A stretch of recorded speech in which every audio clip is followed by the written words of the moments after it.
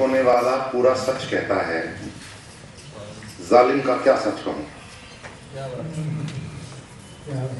अब विश्वनागर, मैं तो इनसे बहुत प्रभावित हूं, बस सीधे सीधे अध्यक्ष सहीराम जी आज जिन मणिकांत जी को सम्मानित किया है वो मेरे पत्रकार साहब हर भगवान जी और शास्त्री जी मित्रों,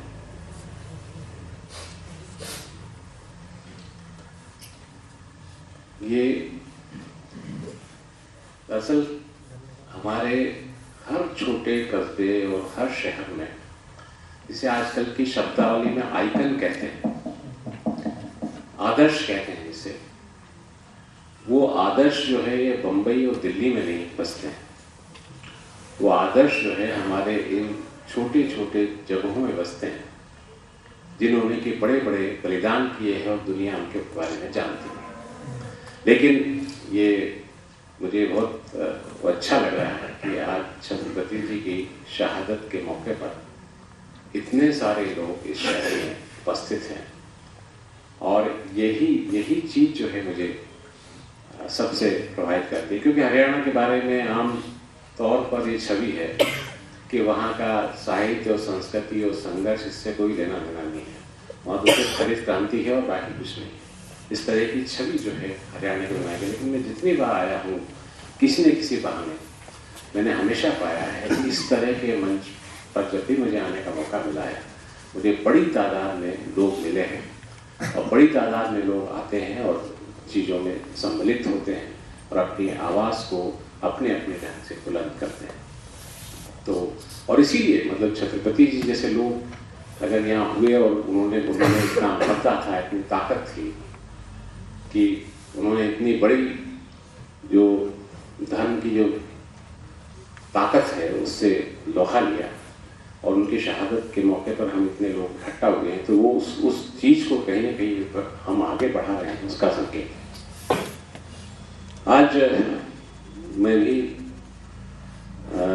धर्म के बारे में काफ़ी कुछ छोटा मोटा लिखता रहा हूँ, और प्रोफेसर जगमोहन जो हमारे साथ हैं जिनको आज उन्होंने सम्मानित किया, वो तो ये कह रहे थे कि मेरे साथ बैठ कर पाने दिल, दरअसल मैं जो है उनके साथ बैठ कर अपने आप को मैं समझता हूँ मेरा असली सम्मान तो ये है आज मैं उनके साथ बैठा हूँ। और पहले एक बात कहना चाहता हूँ कि हमारे यहाँ जो राजनीति है वो भी भ्रष्ट और भयानकतम है, भयानकतम हिंसक और भयानकतम उथली है। लेकिन कम से कम उसका उथलापन और उसकी भयानकता जो है वो पर्दे में रहती है, लेकिन बहुत सी चीज़ें बाहर आ जाती हैं क्योंकि उसके पीछे कोई आड़ नहीं है। जबकि धर्म के पीछे जो है, आप अगर गेरुआ वस्त्र पहन लिया आपने तो फिर जो है आपसे सवाल पूछना पड़ता। तो हमारे यहाँ धर्म के जितने भी बड़े बड़े अखाड़े हैं तमाम जगह, सारे हिंदुस्तान में सब जगह फैले हुए हैं, और उनमें कुछ बहुत ही त्यागी तपस्वी लोग भी निश्चित होंगे जो ईश्वर की सचमुच ही जो ईश्वर को मानते हैं और उसकी सचमुच आराधना करते हैं, वो इस तरह का जीवन भी जीते हुए। लेकिन जो पूरे धर्म के नाम पर आज सब जगह जिस तरह का फ्रॉड हो रहा है, आसाराम तमाम जगह पैदा हो रहे हैं, और आपने सुना होगा कि जो है गद्दियों के लिए जो है हिंसक संघर्ष हर जगह हो रहे हैं, कि स्त्रियों के साथ क्या क्या व्यवहार किया जा रहा है ये हम सब सुन रहे हैं, जान रहे हैं।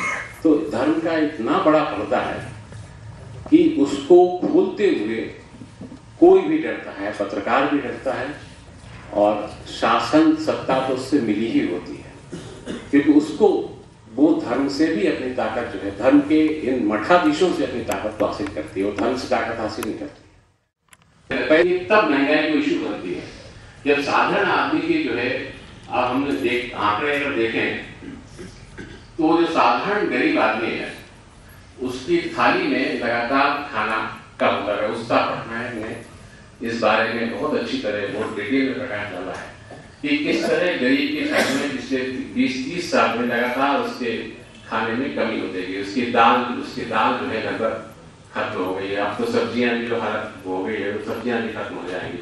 शायद रोटी ही बची रही है, वो भी बची रहेगी, इसके कहना मुश्किल है हालात में। तो वो चीजें जो है तरह ही नहीं। कोई समस्या पुलिस में फंस जाए या कुछ भी हो जाए, एक तो फंसेगा नहीं, और फंस जाएगा तो वहां से निकलने के अलावा पैसे धन के अलावा मतलब समाज को प्रोवाइड करने के अलावा पैसे की इतनी बड़ी ताकत है। तो जिसके पास पैसे की ताकत है वो आज की तारीख में सबसे ज्यादा आत्मविश्वास से भरा हुआ है। वो जानता है कि इस दुनिया को वो खरीद सकता है। और खाने में जाऊंगा और एक मेरे खिलाफ आज की तारीख में अखबार जो है वो या पत्रिकाएं हैं उसी जगह है, आपको इवन सीरियल टीवी सीरियल कितने ही बड़े लोग हों, चाहे कितने ही रिसोर्सफुल लोग हों, लेकिन वो जिस दिन मरेंगे उसी दिन मर जाएंगे। उन्हें याद करने वाला कोई नहीं होगा। छत्रपति जी हमेशा हमारी स्मृतियों में रहेंगे। आज ये कोई याद नहीं करता कि भगत सिंह की फांसी के ऑर्डर किसने किए थे या उस समय वायसराय कौन था। आज भगत सिंह याद है। उसी तरह छत्रपति जी भी हमारी स्मृतियों में हमेशा रहेंगे। मैं दोस्तों रहने वाला तो आप ही के राज्य का हूँ, लेकिन इधर आने का मौका मुझे मिला नहीं कभी। इसी साल शायद जनवरी महीने में आज भगवान जी की बेटे की शादी थी, उसमें मैं थोड़ी देर पहले आया था और कुछ दोस्तों से मुलाकात हुई थी। लेकिन आपका ये शहर सचमुच बड़ा खूबसूरत शहर है। एक तरह का त्रिवेणी है ये। एक तरफ इसके राजस्थान है, रंगीला राजस्थान। वो तो वहाँ तो बालम भी केसरिया होते हैं। तो और आजकल जिस तरह के सेक्स स्कैंडल वहाँ आ रहे हैं उससे तो लगता है बिल्कुल रंगीला है। दूसरी तरफ राजस्थान पंजाब है इसके। पंजाब का दर्द इसका, राजस्थान का रंग है तो पंजाब का दर्द है। वैसे पॉप म्यूजिक वालों ने, पंजाबी पॉप म्यूजिक वालों ने कुछ इस तरह का बना दिया जैसे मस्ती मस्ती है वहाँ पे, लेकिन मतलब पंजाब का असली चीज़ जो है वो दर्द है। वो वारिस शाह की रचनाओं में, वो बुल्ले शाह की रचनाओं में, वो गुरुओं की बाणियों में, वो भगत सिंह की सीख में, उसके विचारों में, वो सारा दर्द ही है। और आजकल तो मेरे ख्याल से जो कैंसर ट्रेन चली हुई है वो भी दर्द, काफ़ी बड़ा दर्द है। तो और तीसरी तरफ तो हम हैं, थोड़े बेवकूफ़ हैं हरियाणा वाले, लेकिन थोड़े मूर्ख हैं, लेकिन अक्खड़ भी हैं और लेकिन लड़ते भी हैं। और इसका प्रतीक आप सब हैं यहाँ जो बैठे हुए हैं। एक और मायने में भी आपका शहर तो मैं त्रिवेणी कहना चाहूँगा कि इसमें एक तरफ धर्म की गंगा बह रही है, काफी बजाती हुई। मतलब गंगा के साथ दिक्कत बेचारी के साथ ये है कि वो सिर्फ पाप धोने के लिए है, उसका और कोई उपयोग इन दिनों रह नहीं गया है। यहाँ भी पाप ही धोए जा रहे हैं। एक और गंगा के साथ दूसरी ट्रेजेडी ये है कि वो उल्टी बहती है, तो धर्म की गंगा भी यहाँ उल्टी बह रही है। और दूसरी तरफ राजनीति की जमुना है आपके यहाँ। मतलब आपके यहाँ जितने मुख्यमंत्री और भावी मुख्यमंत्री, भूतपूर्व मुख्यमंत्री मिलते हैं उतने शायद किसी और जगह नहीं मिलते। काफी फ्रात में है। सचमुच आपकी धरती काफी फर्टाइल है। लेकिन ये जो गंगा और जमुना का जो मैं जिक्र कर रहा हूँ और काफी बजबजाती हुई दोनों काफी बदबूदार हैं, उनमें तीसरी धारा के बिना त्रिवेणी बनती नहीं है। वो तीसरी धारा सरस्वती की होती है और वो आप हैं, यहाँ बैठे हुए सब लोग हम। इसी से ये शहर जो है ये बनता है। इसके बिना ये शहर अधूरा होगा। ये संयुक्त आयोजन था छत्रपति स्मृति समारोह का। छत्रपति को याद करने के लिए उनका शहादत दिवस की बड़ी लंबी कहानी है। उन्होंने संघर्ष किया और कुर्बानी दी, और उनकी कुर्बानी को न्याय दिलवाने के लिए भी एक लंबा संघर्ष हुआ। उस संघर्ष को आज 11 साल हो चुके हैं। इस संघर्ष की भी एक लंबी गाथा है, लंबी कहानी है, और यहाँ लगभग जितने लोग बैठे हैं ये सब उस संघर्ष के गवाह हैं।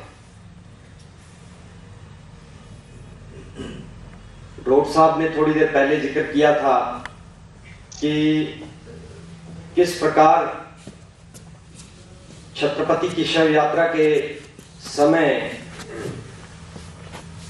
अंधेरा छा गया था। वो एक चीज का जिक्र करना भूल गए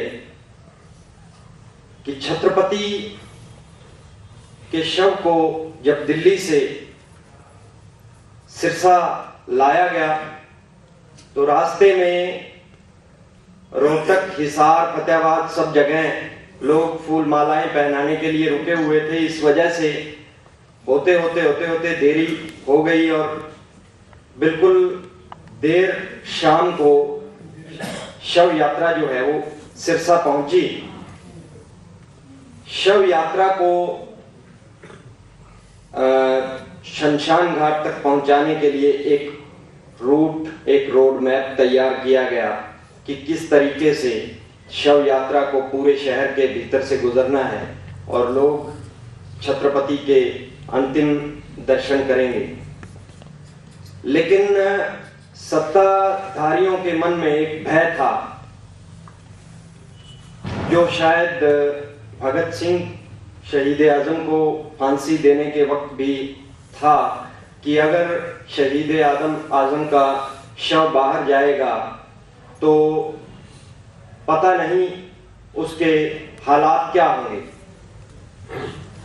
यही भय सत्ताधारियों के मन में छत्रपति की शव यात्रा के दौरान भी था। इसी कारण जो छत्रपति के संघर्ष को के अग्रणी थे जो लोग, उन लोगों को बार बार सत्ताधारियों की तरफ से मैसेज आ रहे थे कि शव यात्रा को शहर के अंदर ले जाने की बजाय खैरपुर वाले शिवपुरी में ही निपटा दिया जाए। तो वो एक चीज थी, वो एक उस बात से ये सत्ताधारियों का एक डर झलकता था कि अगर सिरसा के अंदर से, शहर के अंदर से शव यात्रा गुजरेगी तो लोग भड़क ना जाए, लोग उग्र ना हो जाए। दीवारें रेत की थी, छत्रपति रूपी तूफान के झोंके भर से भर भरा कर गिर गए। अहंकारी बाबा को वहम था गुफा के अकाट्य होने का, जिसकी दीवारें बर्फ की थी। छत्रपति रूपी आग के गोले से पिघल कर पानी हो गया। उस साम्राज्य को दोबारा बनाने में पूरी ताकत झोंक दी गई। किसी ने कहा अब दम्भी बाबा का साम्राज्य अटूट है क्योंकि उसकी बर्फीली दीवारों में नमक और रेतीली दीवारों में दोमट मिला है। गलत। नमक और दोमट साबित करता है कि साम्राज्य में तूफान और आग का खौफ आज भी है। खौफजदा नींव ज्यादा समय टिक नहीं पाएगी, अभी गिरेगी और धराशायी हो जाएगी क्योंकि तूफान अभी थमा नहीं, छत्रपति फेलेन बन गया। तो इसी के वो बोलते ताऊ, जो सड़क छोटे शहर से मेट्रो की तरफ जाती है ना, यानी दिल्ली, मुंबई, बेंगलोर की तरफ जाती है, वही दिल्ली से हिसार की तरफ भी आती है, तो सड़क तो एक ही है। एनीवे, मैं समझता हूं कि मैं अपनी बात कन्वे करने में सक्षम। मणिकांत जी के बारे में मुझे कहा गया है बताने के लिए। निश्चित तौर पर गुणों की चर्चा पहले होगी, दोष की बाद में। हालांकि वो दोष मैं कई बार इंगित करता रहा हूं उनको, मणिकांत जी को। आप 1967 में जन्मे, मधुबनी, मूलतः बिहार में मिथिलांचल में मधुबनी, जो कि जहां तक मैं जानता हूं विद्यापति के लिए और मधुबनी की खास मैथिली पेंटिंग्स के लिए बड़ी मशहूर है। और अगर माइथोलॉजी के बारे में विश्वास ना भी कर लेकिन जानते हैं तो मिथिलांचल सीता की धरती के तौर पर भी मशहूर है, जहां पर अभी हमने खबरों में पढ़ा था कि उसी मिथिलांचल की धरती पर हमारे माननीय मुख्यमंत्री बिहार के नीतीश कुमार जी, जो कि लोहिया और जेपी का चेला होने की बात कहते हैं, 500 करोड़ की लागत से जानकीपुरम बसा रहे हैं। ये भी एक महत्व संजोग हो सकता है। आपकी आरंभिक शिक्षा हुई ग्रामीण स्कूल से, क्योंकि आपके पिता श्री कृष्णकांत झा भी सेवानिवृत्त प्रधानाध्यापक थे रहे हैं।